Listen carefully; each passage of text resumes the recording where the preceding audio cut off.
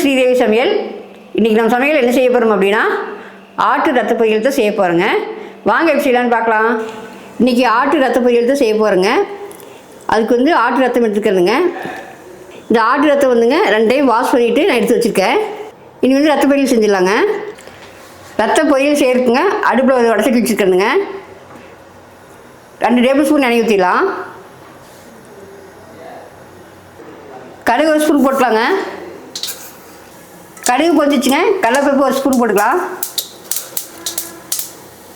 உளுந்தம்பருப்பு 1 ஸ்பூன் போட்டுக்கலாங்க. பொன்னிறமாக செவந்து வரட்டுங்க. அடுத்தது கருவேப்பிலை போட்டுக்கலாம். அடுத்தது 1/4 டீஸ்பூன் சோம்பு போட்டுக்கலாங்க.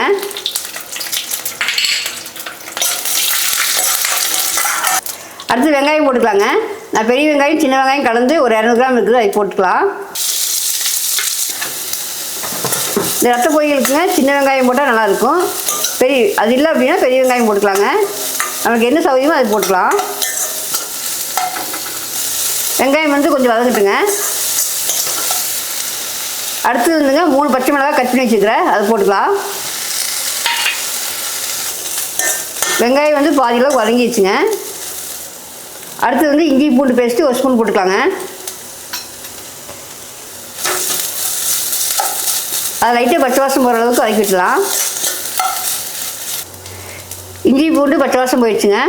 அதுக்கப்புறம் வந்து மஞ்சள்தூள் 1/4 டீஸ்பூன் போட்டுக்கலாங்க. வெங்காயத்தை வந்து உப்பு போட்டுக்கலாங்க. ரத்தத்துலேயே வந்து உப்பு போட்டிருப்பாங்க, அதனால் வந்து நம்ம கொஞ்சமாக போட்டுக்கலாம். சப்போஸ் பார்த்தீங்கன்னா கடைசியில் வந்து ஃபைனலாக பார்த்து போட்டுக்கலாங்க. இது கலந்து விட்டுலாம். உப்பு மஞ்சத்தூள்லாம் கலக்கி விட்டுட்டுங்க.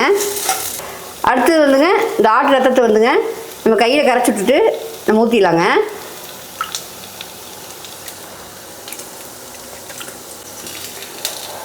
ஆட்டு ரத்தத்தை ஊற்றிக்கலாங்க.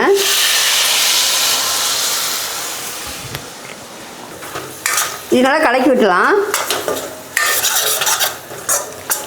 இதுக்கு வந்து தண்ணி ஊற்ற வேண்டியது இல்லைங்க.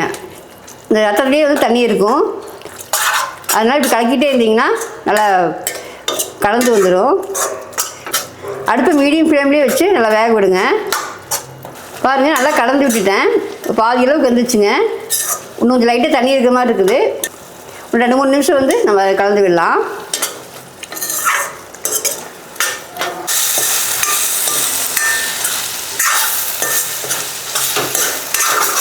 பாருங்கள், ரத்த பொரியல் வந்து தண்ணியெல்லாம் சுண்டி ட்ரை ஆகிடுச்சு.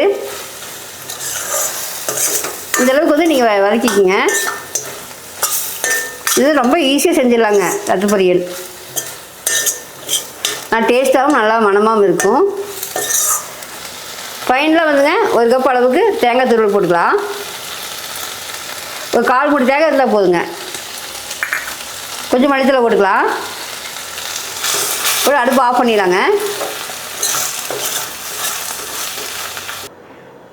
பாருங்கள், ஆட்டு ரத்த பொரியல் ரெடி ஆகிடுச்சு. இது ரொம்பவே இரும்புச்சத்து அதிகமாக இருக்கிறதுனால நம்ம அடிக்கடி வந்து உணவு சேர்த்துக்கலாங்க. இது வந்து குழந்தையிலேருந்து பெரியவங்க வரைக்கும் சாப்பிட்லாங்க. ரொம்பவே நல்லா இருக்குங்க. நீங்களும் இதே மாதிரி ஒரு முறை ட்ரை பண்ணி பாருங்கள். நீங்களும் இதே முறையில் செஞ்சு பார்த்துட்டு எப்படி இருக்குன்னு சொல்லுங்கள்.